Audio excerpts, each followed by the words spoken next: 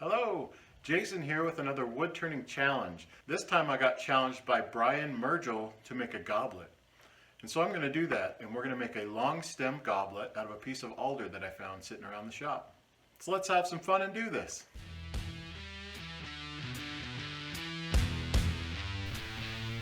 Let's get started by marking out our center, and we'll do that on both sides and then mount it between centers on the lathe. Remember to grab all your safety gear. We're going to grab our spindle roughing gouge and take this around, and I sped up the video because hey, it's fun. Remember to go from high point to low point and make your cuts until you have a cylinder.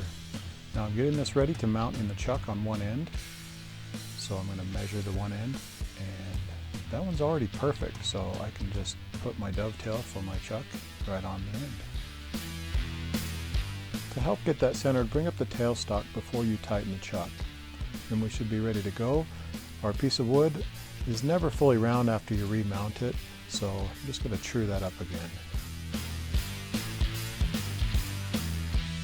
Like many of my other projects, when I start working on it, I'll already have a shape in mind, and this one was no different. So what I'm going to do is get out the pencil, and I'll just kind of eyeball some lines of where I want that shape to be, where I want the transitions to be, and probably where the base will end up. Time to start shaping our goblet, so I get out my spindle gouge and start shaping the end. And I just need one clean cut on the end, and I don't have to go all the way down because I'm going to hollow that out later. This project is much like the scoop that I did in one of my other videos, in that you have to do it in steps, and there's no right or wrong way to do it, but there are some ways that'll help you do it more efficiently. Things are not quite looking as smooth as I want, so I get out the skew chisel so I can do a nice smooth planing cut across the end of our goblet. I find out later in the project that the reason that things weren't going so smooth is because my spindle gouge was pretty dull and I needed to sharpen it. Sand that baby up while you still have a lot of support from the tailstock. Since this piece is so long, I get to bring out my spindle steady, and that's going to support the end of the piece of wood when I remove the tailstock and start doing the hollowing.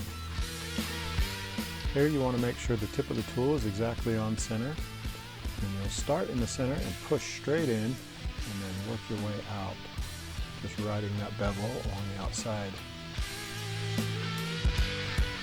From here, you'll work deeper into the end of the goblet and work your way to the outside until you want to define your wall thickness.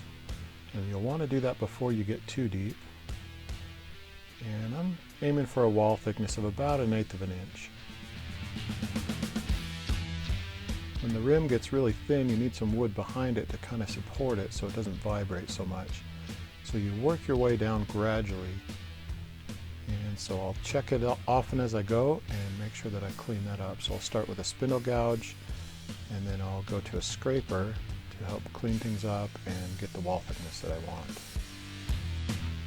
As I check the wall thickness, I'm doing pretty good. I still have a little ways to go to make it round and get all the way to the bottom. So I'm just going to keep alternating with a spindle gouge and a scraper and hollow the rest of that out. Now again, stop and sand the inside of the goblet before your stem gets too thin and you can't do that sanding anymore.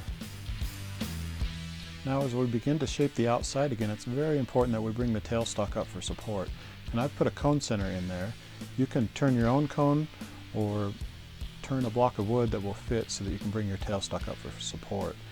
And I begin to shape the end here, and if you noticed all that torn grain that I had before, it's because my tool wasn't sharp, and so I decided to stop and sharpen it now. Now here's the part where if people ask me how I made this, I tell them 1/4 inch at a time. You really want to leave the wood at the headstock and work from the tailstock forward to have all that big wood support the small spindle. So what I'll really do is I'll remove a step, and then I'll make another step and just work my way down until I get to that spindle. And I'll finish it off with my skew chisel to get a nice smooth even cut that's controllable. Again, sand it up before you get too far. It'll really start to twist and could break if you don't. Just keep nibbling away at that piece of wood little by little. I like to call this the science of slight. In order to change a piece of wood, we have to change it slightly, just like we have to do in our own lives. If we want change, we change ourselves little by little, one step at a time. Now that I've shaped and sanded up the base, I'm ready to put on some sealer. Now we didn't break anything yet, so we're going to part that off, and I'm going to part it all the way down. Make sure your parting tool is really sharp because alder is really soft and it's going to tear a little bit as you go down into the wood. There shouldn't be anything that a little sanding won't take care of. So now that we have it, we can seal up the inside of our goblet and the bottom, and that end grain really soaks up the sealer. Then we'll finish it all up with a few coats of spray lacquer.